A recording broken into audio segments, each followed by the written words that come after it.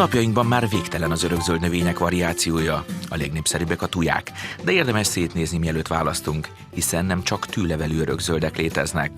Egy színes, lomblevelű örökzölddel könnyen mediterrán stílust varázsolhatunk a kertünkbe. Amikor először megtervezzük a kertünkbe, hogy milyen örökzöldeket szeretnénk telepíteni, fontos az, hogy egyrészt milyen helyünk van, tehát főleg napos helyet keressünk a számunkra, másrészt az, hogy mi a cél.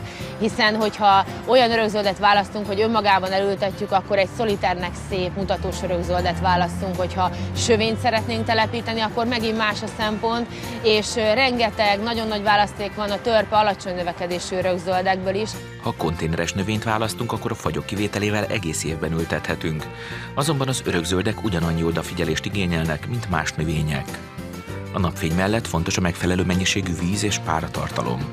Egy friss telepítésű növényt azt naponta kell locsolnunk, sőt, hogyha kánikula van, nyár van, akkor ezt akár naponta többször meg kell tennünk, illetve hát egyszer tudunk igazából tápanyagot adni neki a gyökere alá, tehát a telepítésnél. Az nagyon fontos, hogy megfelelő minőségű tápanyagok kerüljenek a gyökér alá. Egyre jobban terjednek az örökzöldek betegségei, ezért ha a növényen barna foltok jelennek meg, nem biztos, hogy vízhiánnyal van dolgunk. Az örökzöldek azok ugyanolyan növényvédelmet igényelnek, mint az összes többi növény, de természetesen ezt időben kell felfedezni, és időben el kell menni egy kertészhez egy ággal, egy beteg növényi résszel, elküldeni ki e-mailben egy képet, hogy ő megfelelő szaktanáccsal tudjon szolgálni.